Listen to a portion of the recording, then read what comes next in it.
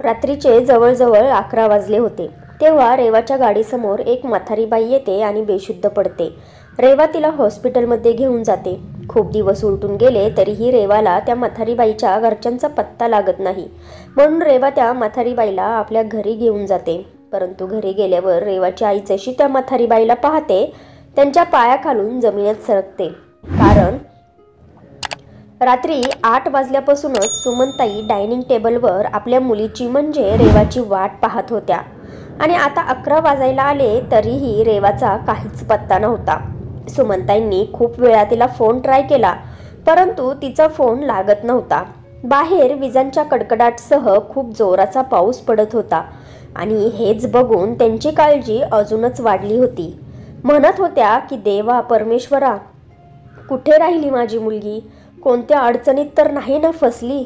विचार करता करता त्यांच्या मनात वाईट वाईट विचार येऊ लागले होते. त्या पटकन उठल्या आणि देवासमोर हात जोडून म्हणाल्या, देवा, माझ्या मुलीची काळजी घे, तिला सुखरूप घरी परत येऊ दे. देवासमोर प्रार्थना करता करता त्यांच्या डोळ्यातून अश्रू वाहू लागले. रेवा एक डॉक्टर होती आणि मुंबईच्या एका मोठ्या हॉस्पिटलमध्ये इंटर्नशिप करत होती. तसे तर ती रोज जवळजवळ 10 वाजायच्या आसपास घरी येत होती. परंतु आज रविवार होता आणि रविवारच्या दिवशी ती गरीब वस्तीमध्ये जाऊन त्यांचा फ्रीमध्ये उपचार करत असायची आणि मग रविवारी ती 8 वाजेपर्यंत घरी येत असायची. परंतु ती आज आलीच नाही. जर कधी तिला उशीर होणार असेल तेव्हा ती फोन करून तिच्या आईला उशीर होणार आहे असे सांगायची. परंतु आज तर नाही तिने काही सांगितले होते आणि नाही कोणता फोन केला होता. सुमनताई देवघरातून बाहेर आल्या आणि एकदा पुन्हा खिडकीतून बाहेर पाहू लागल्या. परंतु बाहेर खूप पाऊस पडत असल्यामुळे काहीच दिसत नव्हते. त्यांची भीती वाढतच चालली होती. त्यांनी पुन्हा एकदा रेवाचा नंबर ट्राय केला परंतु यावेळी सुद्धा लागला नाही. त्यांनी स्वतःला समजवले की आज खूप पाऊस आहे, असे सुद्धा होऊ शकते की ती कुठेतरी अडकली असेल. तरीही इतका वेळ कुठे लागला असेल असा विचार करून त्यांच्या हृदयाचे ठोके वाढू लागले. वाईट विचार मनातून जात नव्हते. त्या लक्ष विचलित करण्यासाठी खोलीतच इकडून तिकडे चालू लागल्या. तेव्हाच दरवाजा वाजला. दरवाजा खोलला तर समोर रेवा होती. आई काय बोलणार त्या अगोदरच रेवाने त्यांना मिठी मारली. आईचा वाढलेला श्वास, तिची भीती पाहून रेवाला कळायला वेळ लागला नाही. रेवा आईपासून वेगळी झाली आणि म्हणाली, तू इतकी का घाबरली आहेस आई? मी ठीक आहे ना? असे बोलत बोलत रेवा आतमध्ये आली आणि सोफ्यावर बॅग ठेवून आपला रेनकोट काढू लागली. सुमनताई रागात म्हणाल्या, अजूनपर्यंत कुठे होतीस? आज यायला एवढा वेळ का झाला? रेवा काय बोलणार त्या अगोदरच सुमनताई पुन्हा म्हणाल्या, हे बघ रेवा, मी तुला पुन्हा सांगते की रविवारचं काम करणं बंद कर. घरी माझ्यासोबतच राहा. माझ्यासाठी सुद्धा थोडा तरी वेळ काढ. मला सुद्धा एकटीला त्रास होतो. तेव्हा रेवा म्हणाली, आई, तू इतकी का नाराज होत आहेस? आज उशीर झाला पण का झाला हे तरी ऐक. आणि मी हे काम का सोडू? तुला माहिती आहे ना, मला हे काम खूप आवडते. वस्तीत जाणे, तिथल्या लोकांना पाहणे, त्यांचे उपचार करणे, यामुळे मला किती सुख मिळते, किती आनंद मिळतो हे तुला माहिती आहे. तेव्हा सुमनताई म्हणाल्या, हो मला माहिती आहे, पण आता काहीच गरज नाही बघ. मी तर म्हणते ही लोकांची सेवा करणं आणि पुण्य कमावणं बंद करून टाक. यामुळे काहीच होत नाही. बाहेर लोकांची सेवा कर आणि घरात आई एकटी पडलेली असते हे तुला चांगले वाटते का ग?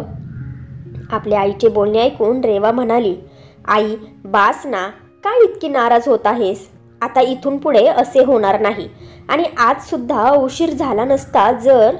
रेवा बोलतच होती की सुमनताई म्हणाल्या, मी कसा तुझ्यावर विश्वास ठेवू की यानंतर तुला उशीर होणार नाही?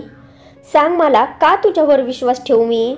रेवा म्हणाली, आई, जेव्हा तू माझे बोलणे ऐकशील ना तेव्हा तुला लगेच विश्वास बसेल. नंतर मला काहीच सांगायची गरज पडणार नाही आणि तू स्वतः बोलशील की बाळा, हे तू खूप चांगले काम करत आहेस आणि तू मला घरी बसवण्यासाठी सुद्धा कधीच बोलणार नाही. रेवाचे बोलणे ऐकून सुमनताई शांत बसल्या. तेव्हा रेवा म्हणाली, मी फ्रेश होऊन येते, मग मी तुला सगळं काही सांगते. बोलून रेवा फ्रेश होण्यासाठी गेली. सुमनताईंना आपल्या मुलीवर पूर्ण विश्वास होता, त्यामुळे त्या शांत बसल्या.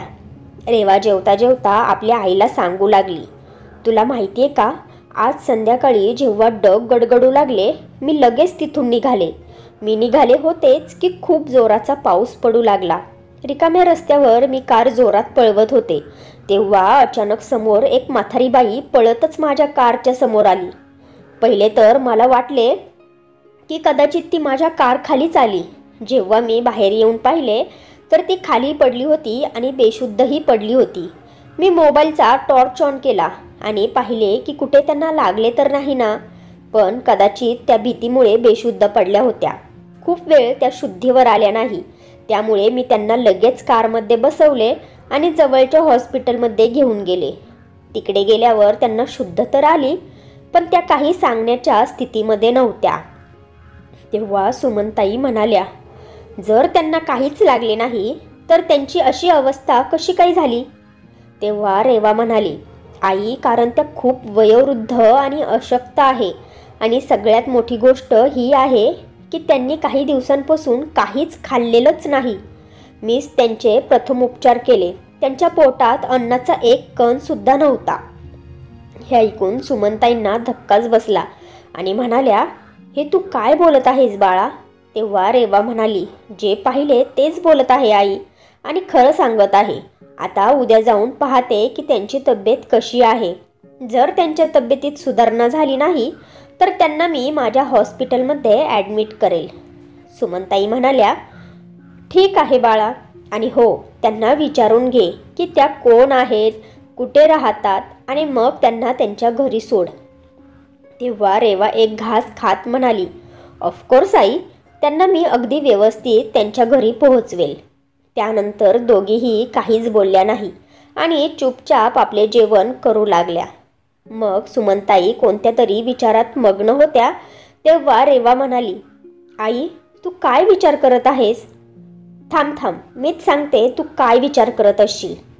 हाच विचार करत आहेस ना की त्या म्हाताऱ्या आजी कोण असेल जे एवढ्या पावसात ते सुद्धा रात्रीच्या वेळेला रस्त्यावर धावत होत्या आणि सगळ्यात मोठी ही गोष्ट आहे की कितीतरी दिवसांपासून त्यांच्या पोटात अन्नाचा एकही कण नव्हता. कोण असेल त्या आणि कुठून आल्या असेल बरं? आपल्या मुलीचे बोलणे ऐकून सुमनताई म्हणाल्या, तू डॉक्टर आहेस की माइंड रीडर? तेव्हा रेवा म्हणाली, तसे तर मी फक्त एक डॉक्टर आहे, पण तुझ्या केसमध्ये मी दोघीही आहे. प्रत्येक गोष्ट तू खूप विचार करत बसते, त्यामुळे तुला मला काहीच सांगूशी वाटत नाही. आता उद्या जेव्हा त्यांना शुद्ध येईल तेव्हा मी त्यांना त्यांच्या ठिकाणावर पोहोचवेन ना. तू शांत राहा. सुमनताई पुन्हा काहीतरी बोलायला लागल्या तेव्हा रेवाने पुन्हा त्यांना शांत केले. म्हणाली, आई, बाद झालं आता टॉपिक चेंज करू. आत्ताच तू म्हणाली होती की आपल्या दोघींना सोबत थोडा तरी वेळ घालवायला हवा आणि तू आहेस की एकच गोष्ट पकडून बसली आहेस. इतक्या रात्री मी आली आहे, तू एकदा सुद्धा मला माझ्या कामाबद्दल विचारले नाही. कसा गेला माझा दिवस, कसे होते आजचे पेशंट? तेव्हा सुमनताई म्हणाल्या, अगं माझ्या बाळा, ते सगळं तर मी तुला रोजच विचारते की, आणि हा रोजचा टॉपिक आहे. पण आज तू जे काही मला सांगितले आहेस ना ते थोडं वेगळं आहे आणि विचार करण्याची गोष्ट आहे, त्यामुळेच मी विचार करत बसले होते. तेव्हा रेवा म्हणाली, ठीक आहे आई, आता जास्त विचार करत बसू नकोस. बाहेर पाऊस खूप पडत आहे आणि तुला सर्दी खोकला लगेच होतो, त्यामुळे मी हळदीचे दूध बनवते, आपण दोघीही पिऊयात. सुमनताईंना हळदीचे दूध आवडत नव्हते, पण त्यांना माहिती होते की रेवा त्यांना जबरदस्ती ते दूध प्यायला देणारच. त्यामुळे सुमनताई रेवाला म्हणाल्या, तू माझी मुलगी आहेस, त्यामुळे तुला माझे ऐकायला हवे, पण प्रत्येक वेळी तू माझ्यावर स्वतःचाच नियम चालवतेस आणि मला तुझे ऐकावेच लागते. दोघीही मायलेकी बोलतच होत्या की रेवाचा फोन वाजला. रेवा सुमनताईंना म्हणाली, हे घे बोल, आला तुझ्या लाडक्या मुलीचा फोन. आता माझ्यापेक्षा जास्त आपल्या मोठ्या मुलीचं ऐक. सुमनताई म्हणाल्या, अगं पहिली तुझी बडबड बंद कर आणि पहिला तू फोन उचल बरं. तेव्हा रेवाने फोन उचलला आणि म्हणाली, बोल ना दीदी. तिकडून रेवाची बहीण रोहिणी बोलू लागली, मी काय म्हणत होते? रोहिणीचे बोलणे पूर्ण होण्या अगोदरच रेवा पुन्हा बोलू लागली, दीदी तुला हेच बोलायचे आहे ना? की पाऊस खूपच पडत आहे, आईला लवकर सर्दी होते, तिची काळजी घे, तिला हळदीचे दूध बनवून दे, वेळेवर औषधं दे, नाहीतर ती कधी स्वतःच्या मनाने घेणार नाही. हेच बोलणार होती ना तू दीदी? रेवाचे बोलणे ऐकून रोहिणी म्हणाली, अगं मी तर विसरलेच होते की माझी बहीण एक डॉक्टर आहे, तिला काहीच सांगायची गरज नाही. अशाच दोघीही बहिणींनी फोनवर गप्पा मारल्या आणि रेवा रोहिणीला म्हणाली, आता आईसोबत बोल. सुमनताईंनी फोन कानाला लावला तेव्हा रोहिणी म्हणाली, आई तू तुझी काळजी घे. तेव्हा सुमनताई बोलू लागल्या, म्हणाल्या, अगं मी ठीक आहे, आणि तुझी बहीण जी आहे ना ती मला काय होऊन तरी देईल का गं? तू सांग कशी आहेस? घरातले सर्व ठीक आहेत ना? मुलं, जावई, बापू? तेव्हा रोहिणी फोनवर म्हणाली, हो आई, आम्ही सर्व ठीक आहोत आणि तुला सुद्धा ठीक राहावेच लागेल. तुझ्याशिवाय आणि आमच्या बहिणींचं या जगात आहेच कोण ग? तेव्हा सुमनताई हसून म्हणाल्या, अगं मला काहीच होणार नाही. बरं ठीक आहे, आता फोन ठेव, रात्र खूपच झाली आहे, उद्या सकाळी रेवाला हॉस्पिटलला जायचं आहे. हो बोलून दोघींनीही फोन ठेवला. इकडे रेवा तोपर्यंत 2 ग्लास हळदीचे दूध घेऊन आली होती. दोघींनीही दूध पिता पिता 10-15 मिनिट TV पाहिला आणि मग आपल्या खोलीत झोपायला गेल्या. झोपता झोपता सुमनताई पुन्हा एकदा रेवाला म्हणाल्या, बाळा, जशी त्या म्हातारी आजीला शुद्ध येईल तेव्हा त्यांचे नाव विचारून घे. मी तर म्हणते उद्या मी तुझ्यासोबतच येते, मला त्यांना पाहता तरी येईल. तेव्हा रेवा म्हणाली, आई मला वाटते मी तुला सांगून खूप मोठी चुकी केली आहे. प्रत्येक वेळी तू इतकी इमोशनल का होत असतेस? अगं मी तुला सांगितलं ना की त्यांना जेव्हा शुद्ध येईल मी त्यांना विचारून त्यांच्या घरी व्यवस्थित सोडून येईल. तुला माझ्यावर विश्वास बसत नाही का? जर असे असेल तर मी त्या आजीला हॉस्पिटलमध्ये घेऊनच गेले नसते ना. आता शांतपणे झोप, पूर्ण जगाचा विचार करण्याची काहीच गरज नाही. यावर सुमनताई काहीच बोलल्या नाही आणि ब्लँकेट ओढून शांतपणे झोपून गेल्या. बाहेर अजूनही खूप जोराचा पाऊस चालू होता. रेवा आपल्या फोनमध्ये व्यस्त झाली आणि इकडे सुमनताई ब्लँकेटच्या आत झोपण्याचा प्रयत्न करत होत्या, पण डोक्यात ती म्हातारी आजीच फिरत होती. आणि सगळ्यात मोठी गोष्ट, त्यांच्या डोक्यात पुन्हा पुन्हा हेच येत होते की मागच्या काही दिवसांपासून त्यांच्या पोटात एकही अन्नाचा कण नव्हता. हीच गोष्ट त्यांना पुन्हा पुन्हा खटकत होती. हे परमेश्वरा, त्यांची आपल्या परिवाराशी भेट घडवून दे. सुमनताईंनी मनातल्या मनात देवाजवळ प्रार्थना केली आणि झोपून गेल्या. दुसऱ्या दिवशी सकाळी रेवा हॉस्पिटलला जात होती तेव्हा पुन्हा एकदा सुमनताई बोलायला लागल्या, परंतु त्या अगोदर रेवा म्हणाली, आई मला सगळे लक्षात आहे आणि हो, पहिल्यांदा मी त्या आजीलाच भेटायला जाणार आहे. सुमनताई सुद्धा रेवासोबत निघाल्या, परंतु रेवा म्हणाली, नाही आई, काहीच गरज नाही. हॉस्पिटलला का जायचं आहे तुला? काय गरज आहे का? तुझी सुद्धा आजकाल तब्येत ठीक नसते. जर तुला त्या आजींना भेटायचंच आहे तर मी तुला त्यांच्या घरी घेऊन जाईल. खुश आता? काही वेळानंतर रेवा तिच्या कारमधून हॉस्पिटलला पोहोचली तेव्हा पाहिले की म्हाताऱ्या आजीला शुद्ध आली होती, परंतु अजूनही त्या व्यवस्थित बोलू शकत नव्हत्या. रेवाने त्यांना आजी कशा आहात विचारले तेव्हा आजीने हातानेच इशारा केला की आता त्यांना बरे वाटत आहे. तेव्हा त्यांना उठवून हलका नाश्ता आणि ज्यूस देण्यात आला. रेवा आजीला म्हणाली, सॉरी आजी, काल रात्री तुम्ही माझ्या कारसमोर पडल्या होत्या. काल एवढा पाऊस पडत होता की मी तुम्हाला पाहूच शकले नाही, पण एवढ्या पावसात तुम्ही कुठे धावत जात होता? त्या आजीने यावर काहीच उत्तर दिले नाही. तेव्हा रेवा पुन्हा म्हणाली, काल रात्री मी तुम्हाला इकडे घेऊन आले आहे. मला वाटते की तुम्ही आता बरे झाला आहात आणि आता तुम्ही घरी जाऊ शकता. तर मला आता सांगा, तुमचे घर कुठे आहे? म्हणजे मी तुम्हाला सोडते आणि हो, काही औषधंसुद्धा लिहून देते. तुम्ही वेळेवर औषधं घ्या, म्हणजे अशक्तपणा दूर होईल आणि तुमची तब्येतही चांगली होईल. रेवाचे बोलणे ऐकून आजींच्या डोळ्यात अश्रू आले, ज्याला त्यांनी अडवून ठेवले. तेव्हा रेवा म्हणाली, आजी आता तुम्ही ठीक झाला आहात, तुम्हाला कुठे जखम झाली नाही. मला वाटते की अशक्तपणा आणि भीतीमुळे तुम्ही बेशुद्ध झाला होतात. आणि अजून एक गोष्ट, मागच्या काही दिवसांपासून तुम्ही जेवल्या का नाहीत? आता या वयात कोणता उपवास करत होत्या? पुन्हा एकदा आजीने काहीच उत्तर दिलं नाही. आणि इकडे रेवाला असे वाटले की आता आजी बोलणार नाही.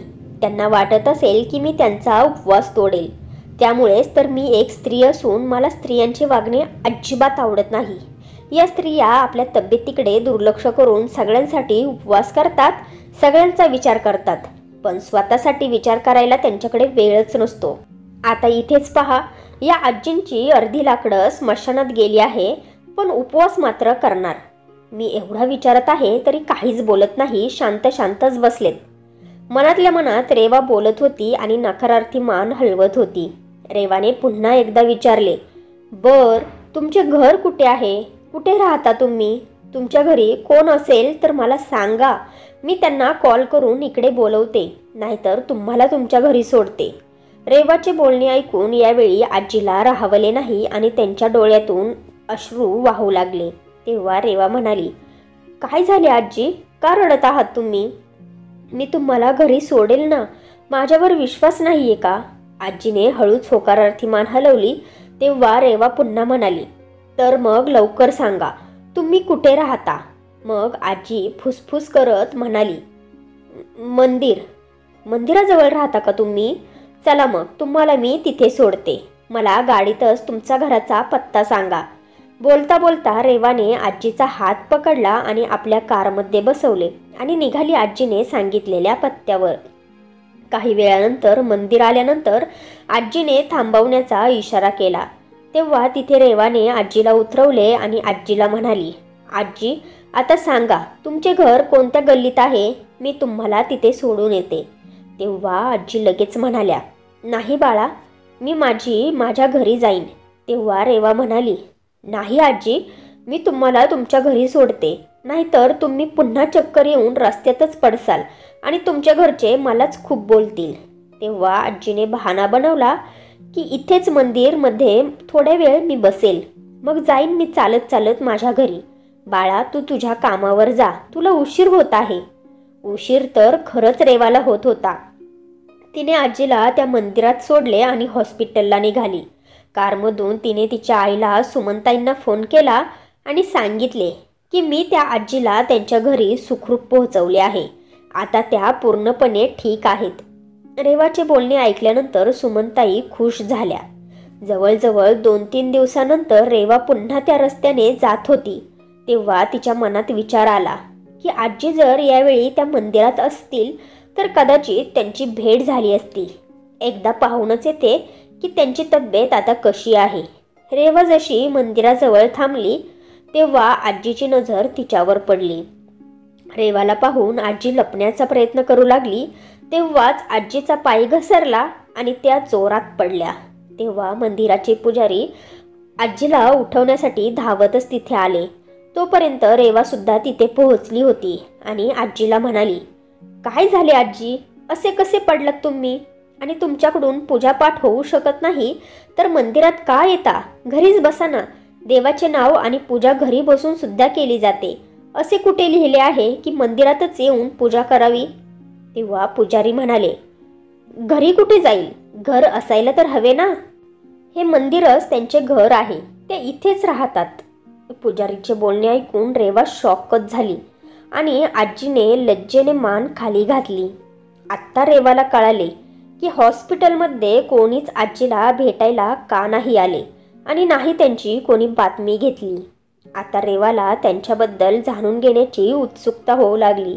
रेवा पुजारींना म्हणाली, परंतु पुजारी काका, या पहिल्या कुठेतरी राहत असतीलच ना?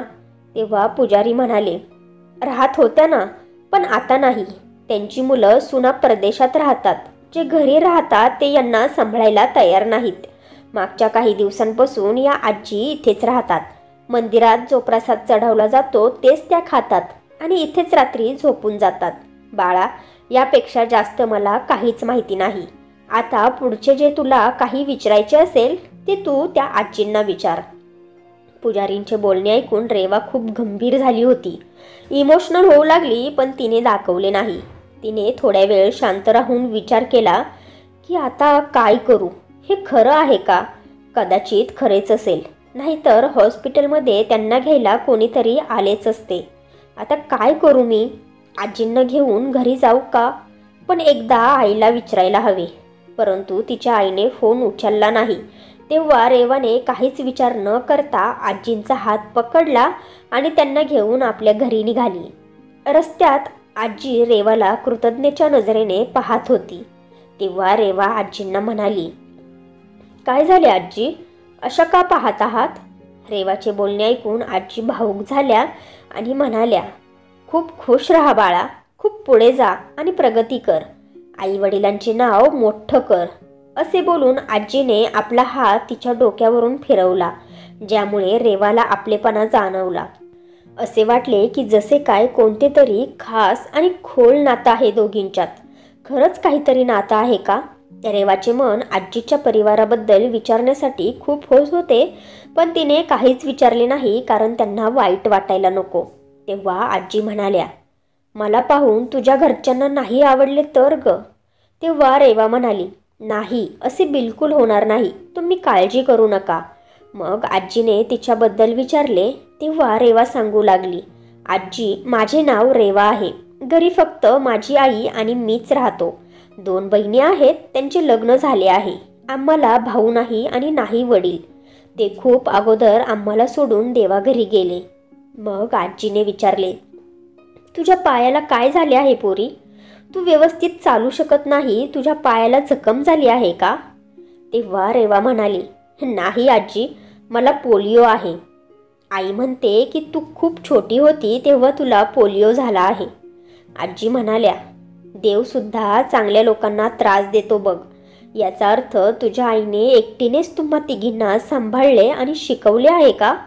तेव्हा रेवाने होकारार्थी मान हलवली. अशाच गप्पा मारता मारता रेवाचे घर आले. रेवाने दरवाजा वाजवला तर दरवाजावर कुलूप लावले होते. कदाचित तिची आई बाहेर गेली होती.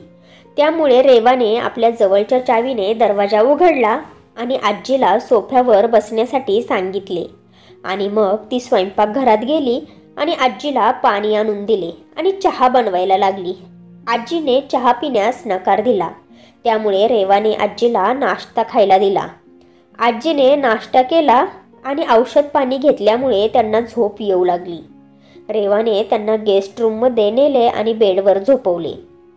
रेवाने हॉस्पिटलमध्ये फोन करून सांगितले की आज तिला यायला उशीर होणार आहे. काही वेळातच आजी झोपून गेल्या आणि रेवा हॉलमध्ये बसून आई येण्याची वाट पाहू लागली. काही वेळानंतर जेव्हा सुमनताई आल्या तेव्हा रेवाला पाहून आश्चर्यचकित झाल्या. म्हणाल्या, काय झाले बाळा, तू परत घरी का आलीस? हॉस्पिटलमध्ये का नाही गेली? तब्येत तर ठीक आहे ना? तेव्हा रेवाने सुमनताईंना सगळं काही सांगितलं की ती आजीला घरी घेऊन आली आहे. रेवाचे बोलणे ऐकून सुमनताई खुश झाल्या. म्हणाल्या, तू हे बरोबर केलंस रेवा. त्या ठीक झाल्यानंतर आपण त्यांच्या घरच्यांशी चौकशी करू. तोपर्यंत त्यांना इथेच राहू दे. पण आत्ता आजी कुठे आहेत? रेवाने होकारार्थी मान हलवली आणि म्हणाली, त्यासुद्धा आराम करत आहे. तुला माहिती आहे का, रस्त्यात त्या खूप माझ्यासोबत प्रेमाने बोलत होत्या. मला तर असे वाटत होते की जसे काय आमच्यात काहीतरी जुने नाते आहे. तेव्हा सुमनताई हसल्या आणि म्हणाल्या, तुला ना सगळ्यांसोबत असे जाणवते कारण तू खूप चांगली आहेस. नाहीतर आत्ताच्या जमान्यात कोणी कोणासोबत नाते ठेवत नाही. मायलेकींनी गप्पा मारल्या आणि रेवा हॉस्पिटलमध्ये निघून गेली. रेवा जेव्हा हॉस्पिटलमध्ये गेली तेव्हा सुमनताईंनी हळूच दरवाजा उघडून त्या म्हाताऱ्या आजीला पाहिले. पण त्या ब्लँकेट घेऊन झोपल्या होत्या. त्यांना जागवणे सुमनताईंना ठीक वाटले नाही. त्यामुळे त्यांनी पुन्हा दरवाजा बंद केला आणि बाहेर आल्या. काही वेळानंतर सुमनताईंनी हलकं फुलकं जेवण बनवले आणि विचार केला की आजीला सुद्धा देते आणि मी सुद्धा खाऊन घेते. जेवण घेऊन त्या जेव्हा आजीच्या रूममध्ये गेल्या तेव्हा आजी अजूनही उठल्या नव्हत्या. तेव्हा सुमनताईंनी विचार केला की आजीला आत्ता उठवतेच. अनोळखी जागा असल्यामुळे त्या खोलीतून बाहेर येत नसतील. उठून जेव्हा जेवतील तेव्हा त्यांना चांगले वाटेल. विचार करता करता सुमनताई दरवाजा खोलून आतमध्ये आल्या आणि हळूच ब्लँकेट काढून म्हणाल्या, आजी उठा, जेवण करून घ्या. आजी काही बोलणार त्या अगोदरच सुमनताई पुन्हा बोलल्या, आजी उठा ना, मी रेवाची आई आहे, उठा आणि जेवण करून घ्या. असे बोलून सुमनताईंनी ब्लँकेट काढले आणि त्यांच्या हाताला धरून उठवून बसवले. परंतु आजीचा चेहरा पाहून सुमनताईंच्या पायाखालून जमीन सरकली. तोंड उघडे ते उघडेच राहिले आणि डोळे सुद्धा मोठे झाले. आणि अशीच परिस्थिती त्या म्हाताऱ्या आजीची सुद्धा होती. आजी काही बोलणार, परंतु त्यांचा आवाज तोंडातच राहिला आणि त्या बोलूच शकल्या नाही.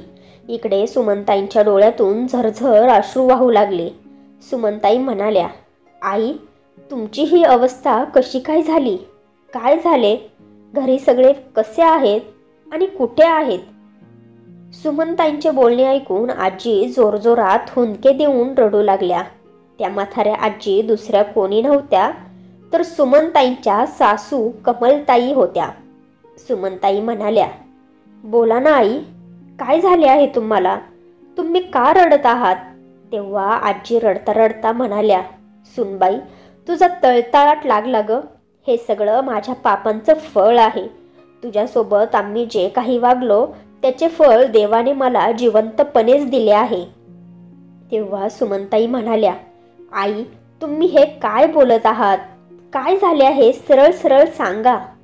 तेव्हा आजी कमलबाई म्हणाल्या, काय सांगू आणि किती सांगू सुनबाई? सगळ्यांनी मला घरातून बाहेर हाकलवून दिले.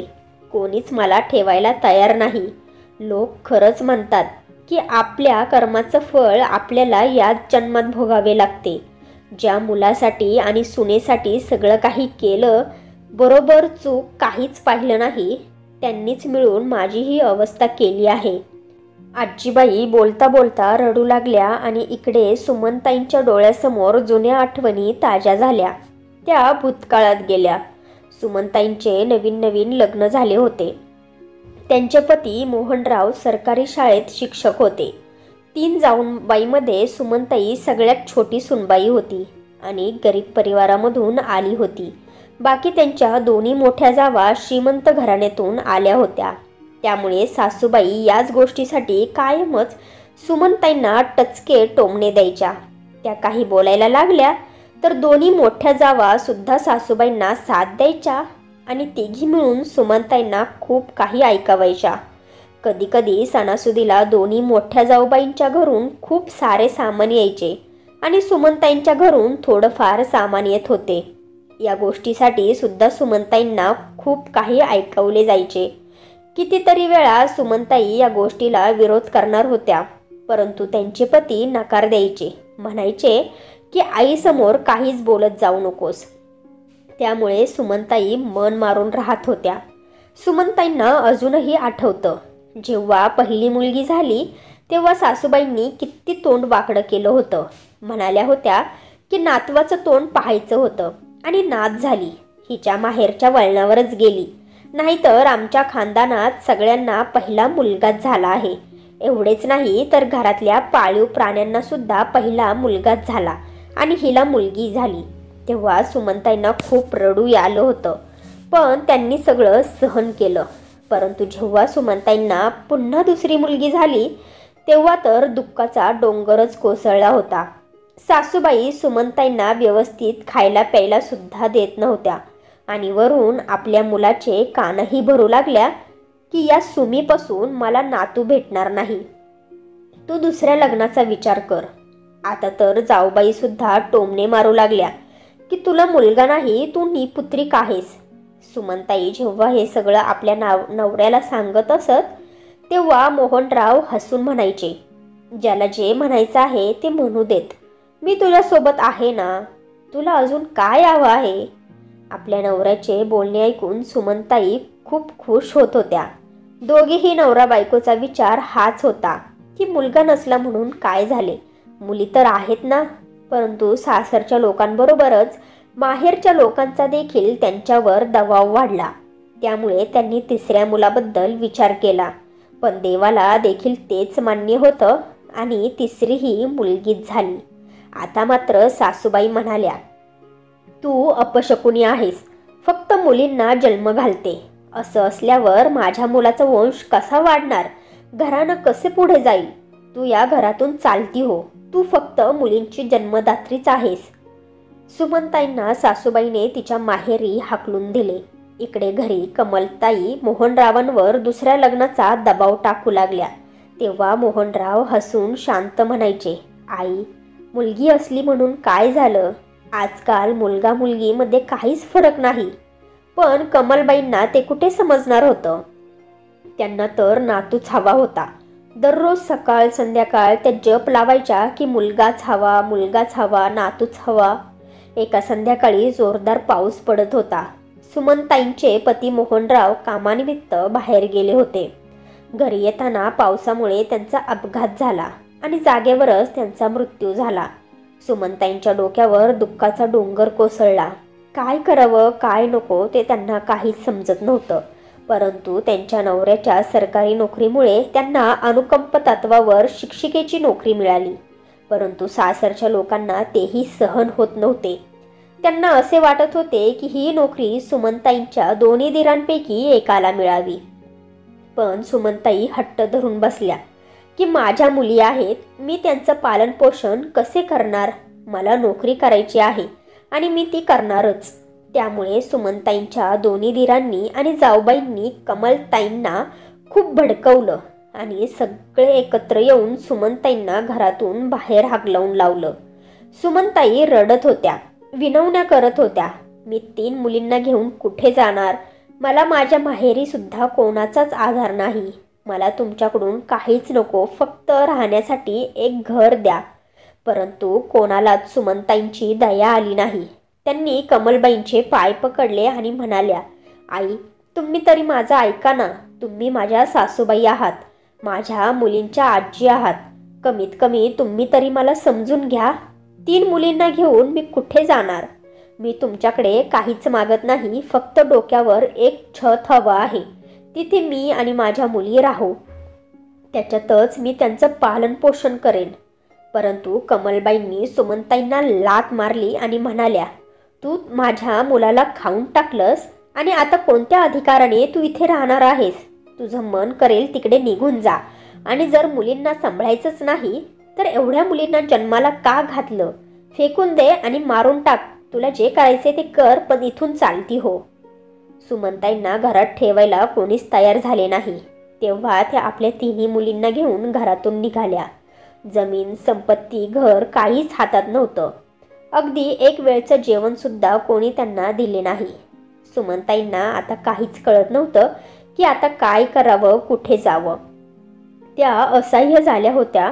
पण त्याच वेळी त्यांच्या शाळेतल्या प्रिन्सिपल सरांनी त्यांना मदत केली.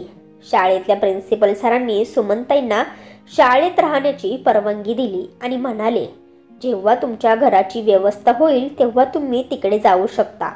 त्यानंतर सुमनताई आपल्या 3 मुलींना घेऊन त्या शाळेत राहू लागल्या जिथे त्या शिकवत होत्या. पण याच दरम्यान त्यांच्या छोट्या मुलीची रेवाची तब्येत खराब झाली. त्या डॉक्टरांकडे गेल्या आणि तिथेच त्यांना समजलं की तिला पोलिओ झाला आहे. खूप उपचार केले, परंतु पाय पूर्णपणे बरा झाला नाही. त्यामुळे ती व्यवस्थित चालू शकत नव्हती.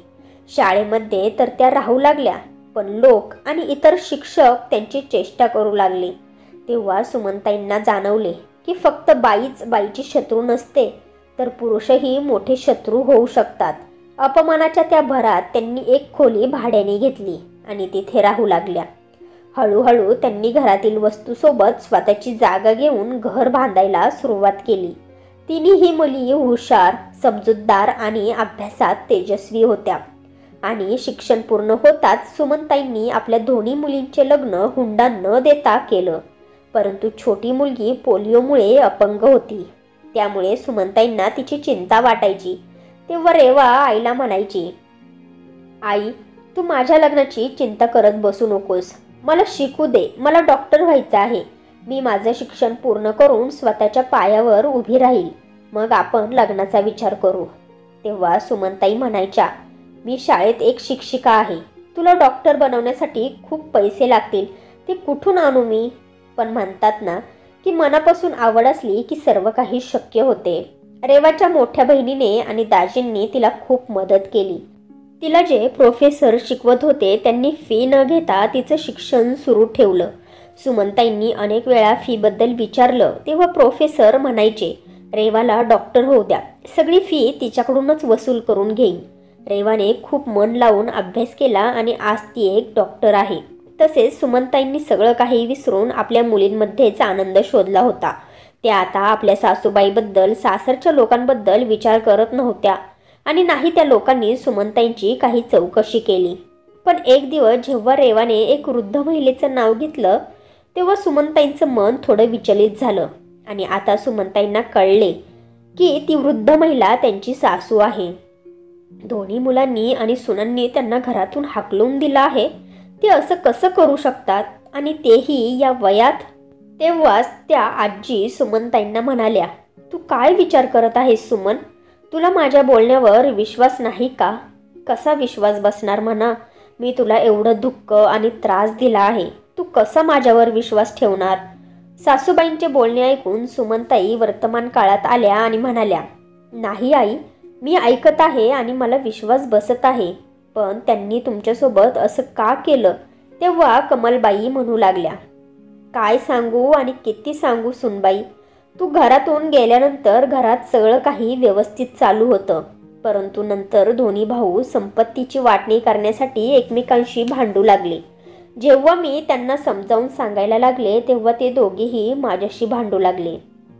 शेवटी तरसून सगळ्या संपत्तीची वाटणी करून दिली आणि जेव्हा मी स्वतःसाठी वाटणी ठरवली तेव्हा दोघेही मोठ्या मनाने म्हणाले, आम्ही तुला सांभाळू. परंतु त्यातही त्यांची भांडणं होऊ लागली बघ. म्हणू लागले की तू आईला सांभाळ, तू आईला सांभाळ. शेवटी 6 महिने ठरवून मी दोघांकडे राहण्यासाठी तयार झाले. मी ज्या घरात राहत असे त्या घरातल्या सुनेने माझ्यासाठी नोकरासारखं वागायला सुरुवात केली आणि घरातलं सगळी कामं करून घेऊ लागली. मला जेवणही वेळेवर मिळत नव्हतं. जोपर्यंत शरीरात ताकद होती तोपर्यंत मी काम करत राहिले, पण जेव्हा मला वेळेवर खायला मिळाले नाही तेव्हा शरीरही थकून जाऊ लागलं. हळूहळू मी अशक्त होऊ लागले आणि आजारी पडू लागले. दोन्ही मुलं आणि सुना मला जरा देखील सांभाळू इच्छित नव्हते. खाणं पिणे आणि उपचार तर फारच दूरची गोष्ट आहे ग. नातवंड बोलायची की आजीला खायला द्या, परंतु दोन्ही सुना ठसक्यात म्हणायच्या की हे म्हातारी कधी मारणार आहे काय माहिती. हे सगळं ऐकून जेव्हा मला सहन झालं नाही तेव्हा घरातून बाहेर पडून मी मंदिरात राहू लागले. साधी कुणीही माझी चौकशी केली नाही, मला घरी पुन्हा बोलवले नाही. पण एक सुनबाईला एक गोष्ट आठवली की माझ्या हातात सोन्याच्या बांगड्या आहेत. त्या सोन्याच्या बांगड्या घेण्यासाठी तिने मला पुन्हा घरात बोलवलं आणि माझ्यासोबत बोलता बोलता कमलबाई खूपच रडू लागल्या. तेव्हा सुमनताईंनी त्यांना जवळ घेतलं आणि डोळ्यातलं पाणी पुसू लागल्या. म्हणाल्या, आई तुम्ही का रडत आहात आणि त्या रात्री तुम्ही कुठे जात होता? सुमनताईंचे बोलणे ऐकून कमलबाई शांत बसल्या. तेव्हा सुमनताई पुन्हा म्हणाल्या, आई सांगा ना, तुम्ही एवढ्या रात्री कुठे जाणार होत्या, ते सुद्धा एवढ्या मुसळधार पावसात?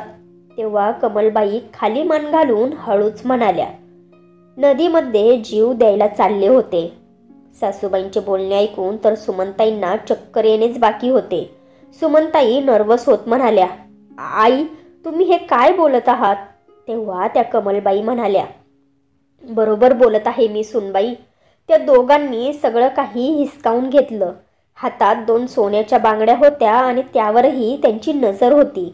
कधी मी मरेल आणि कधी त्या सोन्याच्या बांगड्या त्यांच्या हाताला लागतील हाच ते विचार करत असायचे. जेव्हा मी त्या त्यांना दिल्या नाही तेव्हा त्यांनी माझं खाणं पिणं बंद केलं. पाणी पिऊन पिऊन मी किती दिवस उभी राहणार ग? जेव्हा सहन झालं नाही तेव्हा मुसळधार पावसात घरातून बाहेर पडले. पण बघ, देवाला दुसरंच काहीतरी मान्य होतं. त्याने मला मरू दिलं नाही आणि माझ्या नातीला माझ्या मदतीसाठी पाठवलं. तिने मला वाचवलं. सुनबाई, ज्या नातीला मी एवढं दुःख दिलं, तिला वाईट साईड बोलले, त्याच नातीने माझा जीव वाचवला. आणि ज्यांच्यासाठी मी एवढं पाप केलं, एवढं सगळं केलं, त्यांनी तर परत पलटूनही पाहिलं नाही की मी जिवंत आहे की मेले आहे. सुनबाई, तू मला इथे ठेवून घेऊ नकोस. मला जाऊ दे इथून. आता मी ठीक आहे. मी कुठेतरी काम करून माझं पोट भरेन, पण मी तुझ्यासोबत राहू शकणार नाही. तेव्हा सुमनताई म्हणाल्या, का आई, तुम्ही असं का बोलत आहात? तुम्ही का नाही राहणार आमच्यासोबत? इथे काय कमी आहे? तुम्ही कुठे जाणार? तेव्हा कमलबाई म्हणाल्या, नाही सुनबाई, कमी तर काहीच नाही ग, पण मी कोणत्या तोंडाने इथे राहू? ज्या तोंडाने तुला एवढ्या शिव्या दिल्या, एवढे शाप दिले, नाही नाही ते अपशब्द बोलले, तुला किती त्रास दिला आहे मी, म्हणून मी इथे राहू शकणार नाही ग. लाज वाटते मला इथे राहायला. तू माझी आजी आहेस आणि तू इथून कुठेही जाऊ शकत नाही, आणि हे मी बोलत आहे. आतमध्ये येत असलेली रेवा म्हणाली. रेवाच्या तोंडून आजी हा शब्द ऐकल्यानंतर कमलबाई रडूच लागल्या. म्हणाल्या, तुला माहिती झालं बाळा की मी तुझी आजी आहे? तेव्हा रेवा म्हणाली, हो, मी सगळं काही ऐकलं आहे आणि जे काही भूतकाळात झालं ते मी पाहिलं नाही. आज वर्तमान काळात माझ्यासमोर माझी आजी बसली आहे. ती खूप चांगली आहे आणि मला माझ्या आजीची गरज आहे. मी कितीतरी वर्षांपासून आईसोबत राहून बोर झाले आहे. मी कितीतरी वेळा आईला विचारलं की माझे आजी आजोबा कुठे आहेत, पण आईने कधीच काहीच सांगितलं नाही. आणि जेव्हा तू आली आहेस तर इथून कुठेही जाणार नाहीस. तुला मी कुठेही जाऊ देणार नाही. तू आमच्याबरोबर इथेच राहणार, समजलं? आणि तुला समजलं नाही, तू हट्ट केला तर तुला मी खूप मोठं इंजेक्शन देईन. तुला माहिती आहे ना, मी एक डॉक्टर आहे. तेव्हा आपल्या नातीचे बोलणे ऐकून कमलबाई रडता रडता हसू लागल्या आणि रेवाला मिठी मारून म्हणाल्या, माझ्या बाळा, तुझ्या आजीला माफ कर. मी तर इथे तुमच्याबरोबर राहण्याच्या लायकीची सुद्धा नाही ग, पण तू एवढा हट्ट करत आहेस तर मी ते राहते. पण आता माझ्याजवळ तुम्हा दोघींना देण्यासाठी काहीही नाही. पण हो, या 2 सोन्याच्या बांगड्या आहेत, ह्या तू ठेवून घे आणि जेवढा होईल तेवढा खूप खूप आशीर्वाद तुला मी देईन. तेव्हा रेवा म्हणाली, आजी, एक गोष्ट सांगू का? तुझे अपशब्द आम्हाला लागले नाहीत, ते तर आशीर्वादामध्ये बदलले आहेत. बघितलं का मी किती आनंदी आहे? आणि तुला माहिती आहे मी केवढी मोठी डॉक्टर झाली आहे? त्यामुळे या बांगड्या आता तूच घाल. आमच्यासाठी तुझा आशीर्वादच भरपूर काही आहे. तेव्हा कमलबाई म्हणाल्या, हो माझ्या बाळा, तू तर खूप मोठी डॉक्टर आहेस आणि अजून मोठी डॉक्टर हो. या जगातली सर्वात मोठी डॉक्टर हो. आपल्या आईवडिलांचे नाव मोठं कर. तुला माझ्याकडून खूप सारे प्रेम आणि आशीर्वाद आहेत. हे ऐकून रेवा आजीच्या गळ्यात पडली आणि आईला इशारा केला. मग सुमनताई सुद्धा जुन्या सगळ्या गोष्टी विसरून सासूबाईंच्या गळ्यात पडल्या. तेवढ्यात पाठीमागून आवाज आला, रेवा, माझी फी कुठे आहे? तुला आठवते ना, मी तुला म्हणालो होतो की तू जेव्हा डॉक्टर होशील आणि कमावू लागशील तेव्हा मी तुझ्याकडून फी घेईल. सगळ्यांनी पाठीमागे वळून पाहिले तर तेच प्रोफेसर होते ज्यांनी रेवाला फी न घेता शिकवलं होतं. सुमनताईंनी आणि रेवाने त्यांना नमस्कार केला आणि बसायला सांगितले. तेव्हा ते प्रोफेसर म्हणाले, मी बसणार आहे, पण माझी फी देणार की नाही ते सांगा बरं. तेव्हा सुमनताई म्हणाल्या, हो सर, तुमची फी आम्ही नक्की देऊ. सांगा तुमची फी काय झाली आहे? तेव्हा प्रोफेसर म्हणाले, खरंच सुमनताई, तुम्ही खरं बोलत आहात, मला फी मिळणार ना? तेव्हा सुमनताई म्हणाल्या, हो सर, तुमच्या कृपेमुळेच माझी मुलगी आज डॉक्टर झाली आहे आणि चांगले पैसेही कमावू लागली आहे. मग तुमची फी आम्ही का नाही देणार? तुम्ही सांगितलं नाही तुमची फी किती आहे? तेव्हा प्रोफेसर म्हणाले, माझी फी अशी आहे की रेवा माझ्या घरची सून बनेल. माझा एक मुलगा डॉक्टर आहे, त्याच्यासाठीच मी तुमच्या रेवाचा हात मागायला आलो आहे. प्रोफेसर सरांचे बोलणे ऐकून रेवा लाजली आणि आतमध्ये निघून गेली. सुमनताईंच्या डोळ्यातून आनंदाचे अश्रू वाहू लागले. म्हणाल्या, सर, मला कळत नाही की मी तुमचे आभार कसे व्यक्त करावे. माझ्या सगळ्या अडचणी, काळजी तुमच्यामुळेच दूर झाल्या आहेत. पण प्रोफेसर म्हणाले, पण काय सुमनताई? तेव्हा सुमनताई म्हणाल्या, माझी मुलगी अपंग आहे आणि तुमच्या मुलाला हे मान्य. सुमनताई बोलतच होत्या की त्याआधीच प्रोफेसर म्हणाले, तुम्ही असे का बोलत आहात ताई? मला आणि माझ्या मुलाला दोघांनाही रेवा आवडते आणि तिचं अपंग असणं आमच्यासाठी काहीही अडचण नाही. जर तुम्ही हो म्हणत असाल तर पंडितांना भेटून लवकर साखरपुडा आणि लग्नाचा शुभ मुहूर्त काढूयात. सुमनताई हसून म्हणाल्या, नक्कीच सर, शुभ कामाला उशीर का करायचा? तेव्हा प्रोफेसर म्हणाले, ताई तुम्ही मला सर बोलू नका, तर दादा म्हणा. हे ऐकून सगळे हसू लागले. त्याचवेळी रेवा चहा नाश्ता घेऊन आतून आली. तिने सर्वांना नमस्कार केला आणि आशीर्वाद घेतले. दुसऱ्या दिवशी पंडित आले आणि साखरपुडा आणि लग्नाचा शुभ मुहूर्त काढला. 1 महिन्यानंतरचा मुहूर्त ठरला. खूपच धूमधडाक्यात रेवाचं लग्न झालं आणि ती आपल्या सासरी गेली. पण जाता जाता ती आपल्या डॉक्टर नवऱ्याला म्हणाली, माझ्या आईला आमच्या बहिणींशिवाय कोणीच नाही. मी माझ्या सासरी माझ्या सासू सासऱ्यांसोबतच माझ्या आईचीही काळजी घेणार. आता माझी आजीसुद्धा आहे, तिचीही काळजी घ्यावी लागेल. तेव्हा तिचा नवरा हसत म्हणाला, ती फक्त तुझी आई नाही, आपली आई आहे, आजी आहे. आणि अजून एक गोष्ट, तू एकटी नाहीस, आपण दोघे मिळून त्यांची काळजी घेऊयात. आपल्या नवऱ्याचे बोलणे ऐकून रेवा खूपच खुश झाली. तर फ्रेंड्स, तुम्हाला ही स्टोरी आवडली असेल तर व्हिडिओला लाईक करा आणि आपल्या नात्यांचा स्पर्श या चॅनेलला सबस्क्राईब करा आणि बेल आयकॉनवर क्लिक करून ऑलवर सेट करा, म्हणजे पुढची व्हिडिओ तुम्हाला लगेच मिळेल. धन्यवाद.